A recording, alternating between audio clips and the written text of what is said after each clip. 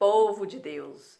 Vivemos em tempos difíceis, meus irmãos, onde a verdade tem sido deixada de lado. Mas nem por isso devemos agora afrouxarmos as nossas mãos. Nem por isso devemos deixar de pregar o evangelho puro e verdadeiro. Nem por isso devemos agora deixar de chamar o pecado pelo seu verdadeiro nome. Pois não me envergonho do evangelho, porque é o poder de Deus para a salvação de todo aquele que crê, primeiro do judeu e também do grego. O judeu não quer não? Passa para o grego. Mas a nossa função, a nossa missão é sim levar o evangelho, chamar o pecado pelo seu verdadeiro nome e tentar resgatar almas do pecado. Eu gostaria de ler com vocês aqui rapidamente, é só um parágrafo do livro O Grande Conflito. Ó, já trouxe esse aqui para não ter preconceito. Ó. Está na página 606. Né? E aqui, Ellen White nos diz o seguinte, prestem atenção. Em todas as gerações, Deus tem enviado seus servos para repreender o pecado, tanto no mundo como na igreja. Meus amados, em todas as gerações, Deus envia servos para quê? Para chamar o pecado pelo seu verdadeiro nome, repreender o pecado, tanto no mundo como na igreja. Então, o povo de Deus está autorizado a chamar o pecado pelo verdadeiro nome? Sim, foi Deus que enviou para tentar resgatar as almas. Mas o povo deseja que se lhe falem coisas agradáveis e a verdade clara e pura não é aceita. O que o povo quer? O povo quer mensagens agradáveis, meus queridos. O que o povo quer? O povo quer ficar mudando o inário para que o povo gaste mais dinheiro comprando outros inários e ali naquele inário novo colocar coisas sutis que não agradam ao Senhor. É isso que o povo quer. O povo quer parar de compor a plataforma porque está constrangendo as irmãs. As irmãs estão indo com roupas constrangedoras e não podem subir na plataforma. Ao invés de reformarem o vestuário, a gente tira a plataforma para não constranger as irmãs. Não vamos constranger as mulheres. Meus amados, se as mulheres não estão vestidas adequadamente para subirem a plataforma, não as convidem para a plataforma. Simples assim. Não podem, tem que ter um número de mulher. O feminismo desgraçado tem que entrar em todos os lugares. Na política, tem que ter um número de mulheres, porque senão é discriminação. Não pode, isso não pode acontecer. Na igreja a mesma coisa. Meus amados, vou falar uma coisa para vocês. Eu já me vesti de forma inadequadíssima na igreja, na rua, em qualquer lugar. Já me vesti. E se me convidasse para a plataforma, eu não aceitava, porque eu sabia que eu não estava adequada. Eu sabia disso. Nós sabemos. Nós só não queremos mudar, mas sabemos. E quando o Senhor tocou no meu coração e efetuou a reforma em mim, aí sim. Mayra, quer subir? Comprou a plataforma com os irmãos? Sim, eu quero, meu irmão. Glória a Deus, vamos. Mas isso não tem acontecido. A gente não quer se reformar e aí tem que mudar todo o sistema para que pessoas não reformadas continuem frequentando o mesmo ambiente. Meus queridos, isso são mensagens agradáveis, isso é passar a mão pela cabeça. E o Senhor não aceita esse tipo de coisa. Então, ao invés, de falar a mensagem pura e verdadeira, o povo está querendo ouvir mensagens agradáveis. Olha, preste atenção nessa parte. Isso aqui me tocou. Muitos reformadores, ao iniciarem seu trabalho, decidiram-se a exercer grande prudência ao atacar os pecados da igreja e da nação. Então, os reformadores, os primeiros reformadores, eles, quando começaram os seus trabalhos, eles falaram, gente, vamos ter prudência, porque essa mensagem é difícil, as pessoas não vão aceitar, eles vão nos criticar, nós podemos até ser cortados da igreja. Vamos ter cautela, calma, calma, não vamos falar isso agora. E aí eles resolveram fazer, sabe o quê? Prestem atenção.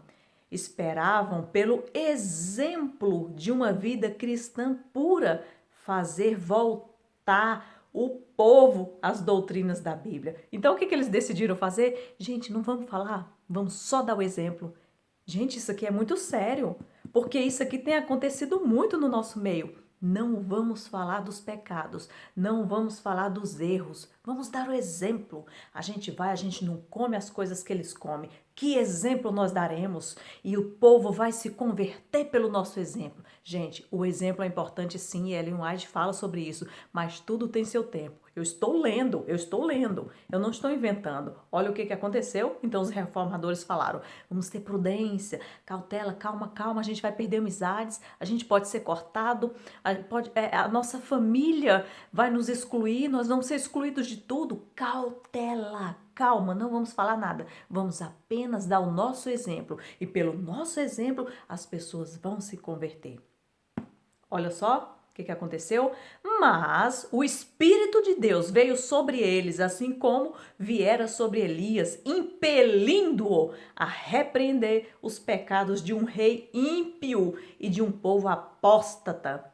Não podiam conter-se de pregar as claras afirmações da Sagrada Escritura, doutrinas que tinham sido relutantes em apresentar. Então, meus amados, o Espírito veio sobre eles. Não, vocês não vão ficar calados. Falem! E impeliu para que eles falassem. E eles não conseguiram ficar calados. Eles tentavam ficar calados, mas o Espírito impelia e eles falavam. Verdades que antes eles estavam todos cautelosos de falar, eles começaram a falar de uma vez por todas. E aí, né, eles sentiram-se forçados a declarar zelosamente a verdade e o perigo que ameaçava as almas. As palavras que o Senhor lhes dava, eles falavam sem temer as consequências. E o povo era constrangido a ouvir a advertência. Então a gente pode ficar calado, meus irmãos? Só o exemplo? Vamos só dar o exemplo. A gente vai passar a vida inteira só dando exemplo? Vamos falar porque a gente pode resgatar almas dessa forma. Olha o que falou aqui no finalzinho. As almas se sentiam constrangidas a ouvir a advertência. Gente, tem gente que vai ouvir sim, meu povo. Meus amados, tem pessoas que vão ouvir, elas vão se arrepender do pecado, elas vão se humilhar perante Deus e vão voltar para a mensagem verdadeira. Mas tem que ser falado, o pecado tem que ser repreendido, a gente não pode passar a mão na cabeça das pessoas o resto da vida. A gente ama essas almas, a gente quer ver esses irmãos no céu, meus amados. Olha, experiência própria minha. Eu andei muito fora do rumo em um grande período da minha vida. Eu tive uma mãe que sempre me repreendia. Ela sempre estava falando e para mim eu achava aquilo assim enfadonho. Eu não aguentava mais ouvir a minha mãe falando em tantas coisas erradas que eu fazia. Tudo, vestuário, alimentação, os gracejos. Minha mãe sempre falava isso. Minha mãe sempre me falava. E eu chegava a falar, mãe, não me fale mais essas coisas, eu já sei. Né? E ela não deixava de falar, ela sempre estava falando alguma coisa, ela sempre estava repreendendo, ela realmente chamava o pecado, mas era porque me amava. A minha mãe queria me ver no céu. E depois que ela faleceu, eu entendi tudo aquilo que ela falava, e eu queria seguir os passos dela, eu queria seguir os conselhos dela. Então valeu a pena ela passar a vida inteira me falando coisas, repreendendo, chamando o meu pecado pelo nome? Valeu a pena? Valeu, meus amados, porque eu entendi a mensagem. Mesmo que muito tarde, assim, para minha mãe ver as mudanças que o Espírito fez na minha vida. Mas ela vai saber que valeu a pena naquele grandioso dia. Então, meus irmãos, não deixe de falar com seus irmãos. Não é, ninguém está sendo chato, os irmãos não estão sendo chato, não é?